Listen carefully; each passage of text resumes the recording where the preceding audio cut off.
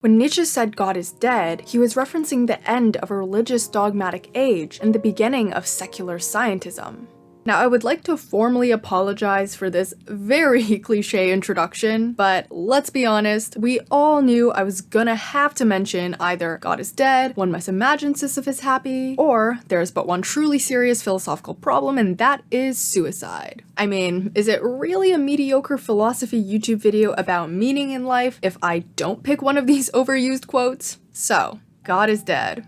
Instead of trusting a god to tell us why we are sick, why we sometimes hurt other people, we have medicine to explain how viruses travel, and psychology to explore the inner workings of our minds and emotions. Yay, free from the shackles of dogma. But secularism left us with a major problem. Science could tell us why we were sick and why we sometimes hurt other people, but it couldn't really tell us why? Like, what's the point of us getting sick? What's the point of hurting other people? Maybe to advantage ourselves and push our own goals forward? To endure hardship and be stronger as a result of it? But all that would matter only if we mattered. And why should we matter? We're just a speck in the middle of an unimaginably vast universe. We're all gonna die one day. And honestly, humanity has done lots of awful things to our environment. Do we even deserve to live? There have been some responses to these concerns though, so stick around for that. But essentially, there was this crisis in meaning because without a higher being rubbing our egos telling us you are the most important beings, people fell into nihilism. What if there is no meaning in life? However, and you can let me know if you disagree, I think there's been a shift from meaninglessness to insignificance. To explain this, we'll need to dive deep into this paper by Massimo Leon. Although it's about the meaning of signs and symbols rather than human value, I think it has so many interesting ideas that can be translated into talking about meaning in human existence. And what better way to start our discussion than riding a bus in Kyoto, Japan? But first, I am going to drop you down a flight of stairs. Yes, this video is sponsored by Casetify, and I'm about to do the drop test. Okay, gonna throw this case down these set of stairs. My phone better not break, or else I am gonna be really mad. 3, 2, 1. Oh my god. Oh my god. Is it okay? Yeah. Oh my god. Okay. Yay! I was able to pick 4 cases, so I got these 2 right here for myself, one for Vivian, my roommate. How do you like your new Casetify case? I love Casetify. And then one for my sister. They have so many prints and custom cases, I felt like I was scrolling forever. But honestly, what I love most is just how durable these cases are. I am a clumsy person, so I need that ultra protection, which is why I got the Ultra Impact case that offers drop protection up to 9.8 feet, and it doesn't feel bulky at all. The new Impact and Ultra Impact cases are also made of 65% recycled and plant-based materials. So, if you're in the mood for a new phone case, you can use the link in my description box to get 15% off your order. Now, according to this bus schedule, we gotta run. So hopefully you got a safe and secure phone case by now. Let's go! To foreigners with no Japanese, buses in Kyoto exude with mysterious prospects of significance, each of them a decoding challenge. Let's say you're a non-Japanese person, like me, riding a bus in Kyoto, Japan, and you see this sign. If you don't know Japanese, you won't understand what this says. Yet you do trust that it means something, that these lines and dots are arranged in a meaningful way. Maybe you know this because it's in an area where ads usually reside. Maybe you're like, oh, I've seen similar looking characters on Ariana Grande's hand. Whatever it is, you trust that these are words, or signs more generally, and signs always signify something. Now, as a person who is clueless about the Japanese language, these signs can be meaningless to me in 3 ways. 1, I may know who it's trying to communicate to, which are the passengers, but I just can't get the meaning. 2 is when I know what a sign means, but not who it's meant for. The author Leon gives the example of a foreigner's confusion with Japanese bus drivers, who take on and off their hat and bow every time they enter a new bus. Most foreigners recognize that removing a hat and bowing is a sign of respect, but what confuses them is why these drivers do it. Who is supposed to derive meaning from this gesture? The riders never bow back or react at all for that matter, so it's not really clear who's supposed to be receiving meaning from this action. In this case, tourists do not ignore what the sign stands for, but that whom the sign stands to. The last type of meaninglessness is what Leon calls uncanny meaninglessness, when both what it stands for and to who it stands to is unknown. Quote, riding on Japanese buses at night, one sees often bits of hemp string knotted to the railings. To most, if not all foreigners, such bits look meaningless, both in the sense of undecipherable, it is not clear what the strings stand for, and in that of incomprehensible, it is not clear whom the strings stand to.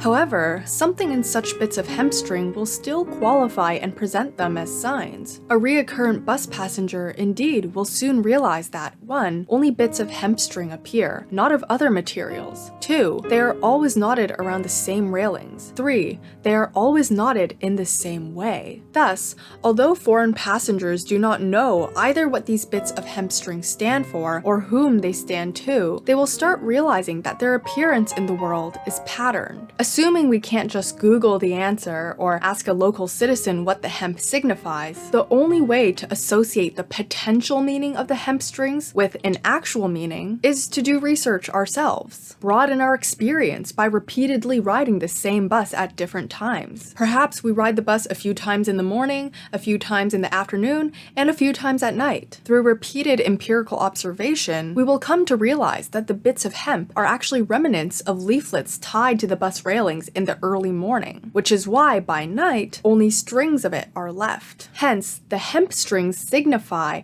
that leaflets were tied here many hours ago. Although hemp strings seem to have zero connection to whether our lives matter, I actually think this example reminds us of how we recognize patterns in our lives in our search for meaning. Pleasure and pain seem to always follow certain acts. We live on an earth that somehow has all the resources for our basic necessities, and it feels like there should be meaning to that it can't be all complete randomness. But in order to associate this potential yet unknown meaning with actual meaning, we have to broaden our experience of the world. Just as how to grasp the potential meaning of the hemp strings, we had to broaden our experience of the Japanese bus. The more perspectives we learn about and take time to understand, and the more opportunities we seek to learn about ourselves, the closer we can get to the actual meaning of existence. What underlies all three types of meaninglessness is that meaninglessness is subjective. The Japanese signs in the hemp strings are meaningless to foreigners either because they don't know the language, or they aren't familiar with the cultural environment, or both. But objectively, they're still meaningful signs. It's not like the Japanese characters and the hemp strings stop signifying meaning just because I don't get it. If I just learned how to read the Japanese characters, or if I gained more cultural knowledge, then the signs would become subjectively meaningful to me. Similarly, maybe our lives can be subjectively meaningless, we feel it's meaningless, but it's objectively meaningful. If this is the case, then having a meaningless existence is not the worst thing in the world. I may be lost right now, but I at least sense that there is some potential meaning to be uncovered. But what if we are unable to understand how to make existence meaningful? Or what if there are external barriers preventing us from achieving meaningful existence? This is no longer meaninglessness. This is insignificance.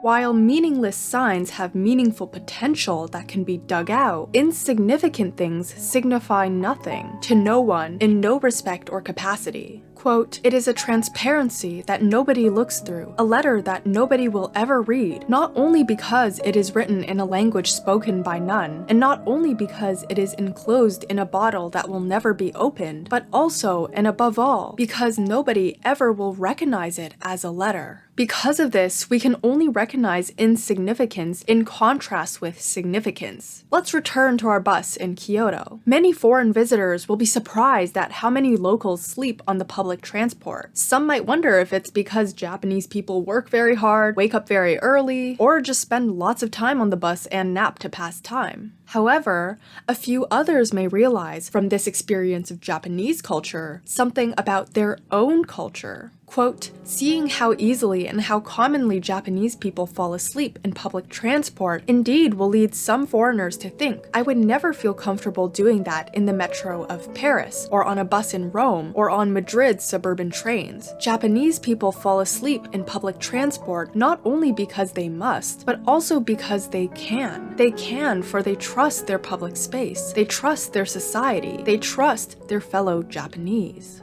Notice that the foreigner doesn't just learn why Japanese people fall asleep on the bus, because that's a transition from meaninglessness to meaningfulness. In this situation, it goes beyond the meaning of the sign in Japan. The foreigner actually learns the meaning of a specific aspect of public space in their own non-Japanese culture, and how their own cultural distrust of public space connects to larger social and historical systems. Passengers staying awake on public transport will stop appearing like natural behavior. Instead, it'll be recognized as a significant choice, a consequence of a whole social system that has a long history of violence and injustice, of centuries of hunger, poverty, exploitation, crime, all weighing on the shoulders of each passenger of the metro of Paris, Rome, London, Madrid, all whispering to their ears, "Don't fall asleep, it's dangerous." People staying awake on public transport was something they once never paid attention to. It just seemed natural. But now, suddenly, it's meaningful. It signals to a public distrust among citizens because of crime, which signals to the larger social systems of poverty and oppression. It's a passage from insignificance to significance. But it would have been impossible to have this transition happen without actually experiencing another culture. To turn insignificance, things we never even recognize as signs of meaning, into significance, we have to travel and experience different cultures and ways of life, or at least learn about it. Unfortunately, this presents us with a problem. Billions of people in the world do not have the means to travel, to get a good education and learn, to explore different cultures and ways of life. Or if they do learn, they can be presented with biased perspectives or face discriminatory barriers. I love this next passage in the paper. It's so beautifully written. Quote, to most human beings, pain, hunger, poverty, dirtiness, oppression, and violence are insignificant. They hurt, but naturally thus. For the child who has starved all his life, or the woman who has been beaten since she was a teenager, or the worker oppressed and exploited since she or he was an infant, pain is not a semiotic habit. It is an insignificant, mute condition of existence with no alternative horizon. If hunger, poverty, oppression were meaningless, people would know that it has potential meaning to uncover. It would mean that, under the right circumstances, we could try to find the cause of this suffering and eliminate it. But when it's insignificant, when it's something you experience your whole life, just as how the foreigner experienced people staying awake on buses their whole life, it becomes naturalized. There is no awareness of meaning. It becomes impossible to think that anything else but this suffering is available. Think of the foreign tourist on the Japanese bus again. The space in the public transport of certain European cities is unsafe, which is why passengers can't sleep on the bus. Yet, Europeans do not miss sleeping in public. They do not know it. They do not think about it. So long as they're not exposed to an alternative, they have little means to conceptualize the underlying meaning of their situation. Think about many 9-to-5 workers who are stuck in a constant cycle of sleep, eat, work, and social media. It perpetuates an endless banality that stops us from wondering, what does this mean? Who is it meaningful to? And how is it meaningful? Here's why Leon disagrees with many academics who claim that most of the world is meaningless. He says, no. Most of us are surrounded by insignificance, and most of our lives are insignificant. We act without being aware of what those actions mean, who's supposed to get meaning from them, and in what capacity. But that's not really our fault, because certain ways that society is structured prevents a lot of us from achieving significant existence. Only the privileged few can say that generally accepted sociosemiotic habits are automatically rational. But just because many people don't think of staying awake in public transport as significant doesn't mean we should automatically accept it as the correct way to interpret the world. Just because owning slaves was once a semiotic habit, a widely accepted way of signifying social status, doesn't mean it's right. Not everything that is significant is right. And so we can't ignore the insignificant. People are starving from significance. They yearn for it when they sink in the irrationality of strong thoughts, embracing fundamentalism, superstition, and obscurantism. They strive for it through falling for the lure of consumption. They hanker after that golden existential moment in which they will finally believe that their efforts mean something to someone, and mean something to someone in some capacity. Semiotics cannot and must not teach the meaning of life. However, it can and it must warn about the death of meaning.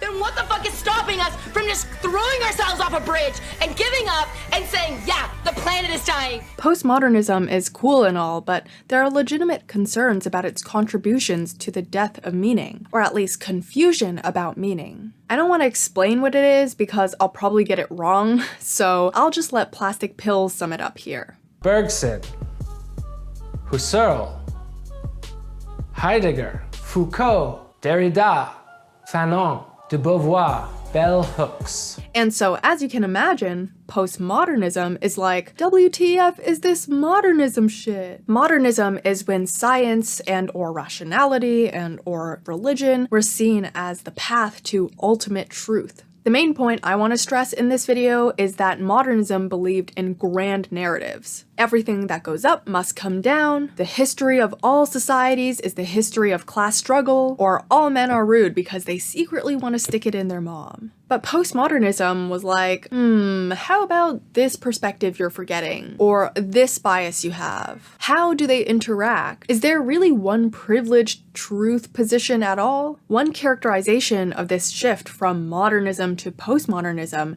is a shift from sincerity to irony. From this is the way things are to, yeah, this totally is the way things are. Irony becomes the popular deconstructionist tool to poke holes in our ways of thinking. But irony is an entirely negative action. It keeps poking holes but leaves nothing new to fill them back up. It critiques but doesn't rebuild. Some think we need to bring sincerity back so that we have an overarching structure of our thoughts.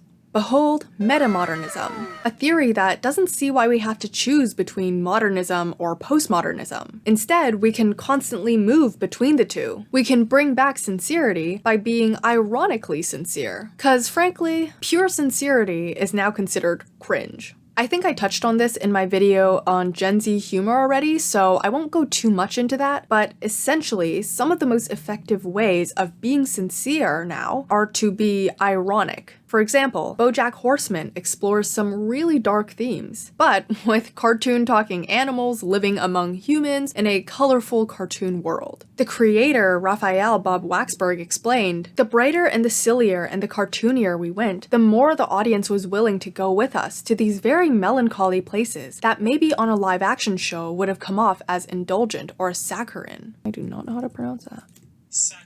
I think this comment under my Gen Z humor video also captures the sentiment behind why ironic sincerity is now effective, but pure sincerity isn't. I don't think there is room for some things deserve seriousness because every single fucking event that Gen Z faces is an existential crisis. We don't get the privilege of sincerity. As the comment suggests, being truly sincere can feel at odds with the absurdity of everything else. We live just to work and spend, to hear about misery around the world, and for climate change to ruin the earth until life is unlivable. We worry about our appearance, whether we'll find the right partner, all to suddenly lose consciousness one day and decompose away. This sounds pretty depressing, but what's a better cure than listening to some old men try to cheer us up? When I consider the short duration of my life, swallowed up in an eternity before and after, the little space I fill engulfed in the infinite immensity of spaces whereof I know nothing, and which know nothing of me, I am terrified. The eternal silence of these infinite spaces frightens me. One common reason why people feel that their existence is insignificant is just how enormous the universe is, and how tiny we are within it. I'm already an insignificant number in my university, so why would I be any more significant in the universe when I am literally like this?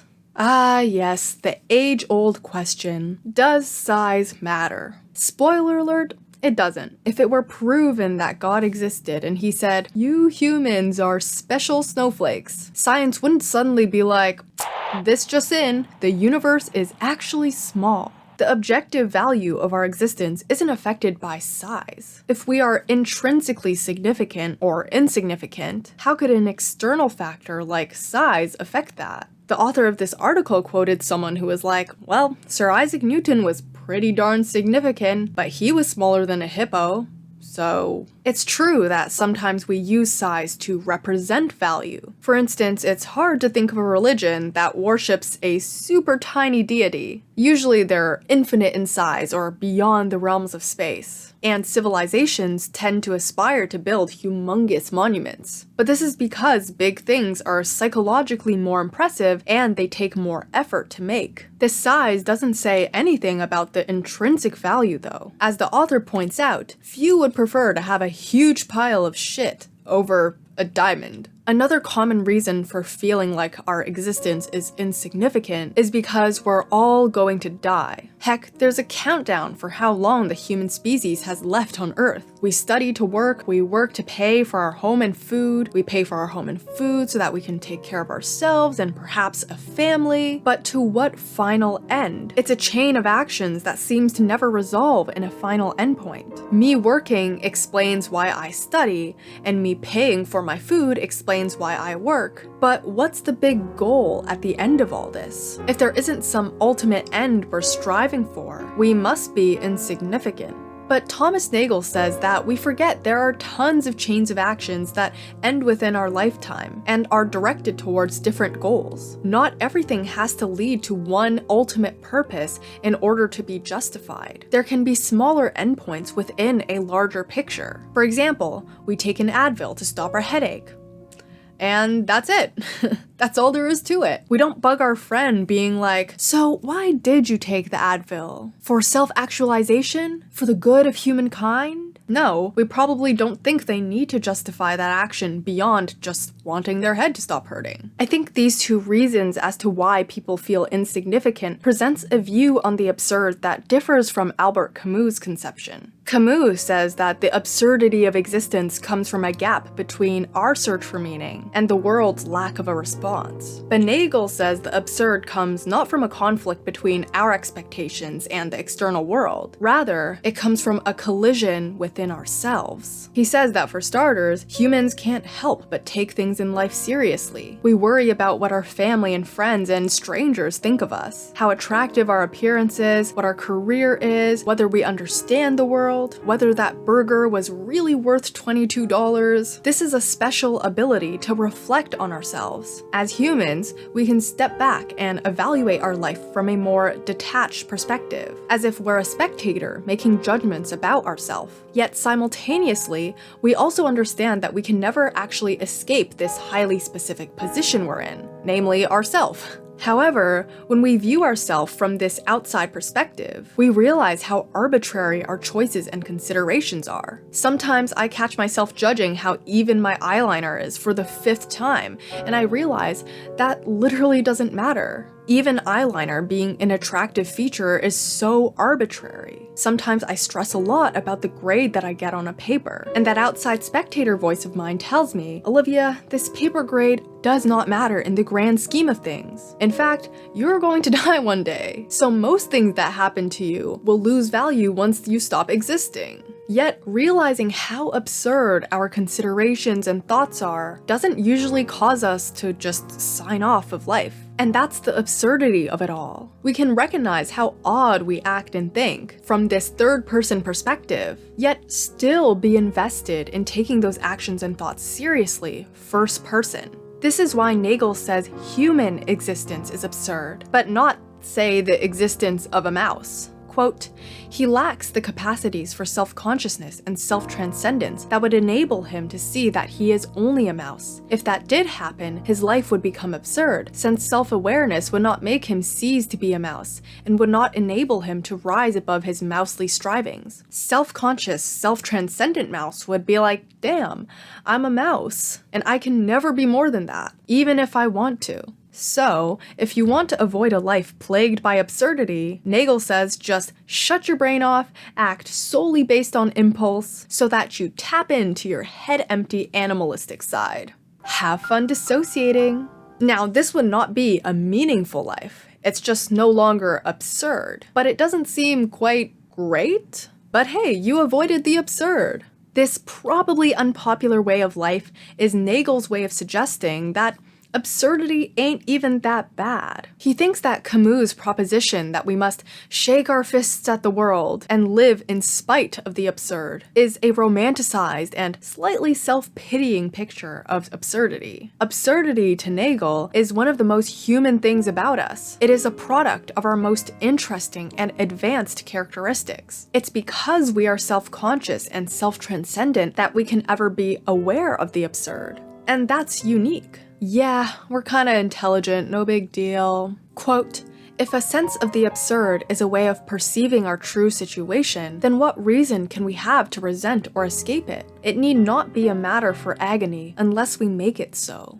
Like a lot of my videos, I have no clue what my conclusion is. I just hope something made you think, and maybe you can dig out a conclusion for me. If you enjoyed this video, feel free to leave a like, a comment, a subscribe. So, I forgot to record the Patreon shoutout on the day I was actually filming because I'm stupid. So, you can just listen to this voiceover and stare at pictures of me and pretend that it's a video. Okay, so I want to give a big shout out to these people who support my channel: Aiden Bozeman, Alan Cisneros, Alex M, Benjamin Walsh, Benson Lai, Bleach, Bonzo, C-Dub, Daniel Dangond, Deepto Chatterjee, Dhruv Singhal, Diego, Embarrassed Us, Fickle, Foreign Man in a Foreign Land, GW, Grammy Reeves, Harry Socks, Henry Adams, Jacob McMillan, Jeannie Lee, Jesse, JL Arbor 21, John Nguyen, Jonathan Von Schroeder, Josh Hunt, Caden Fur, Kian Nahad,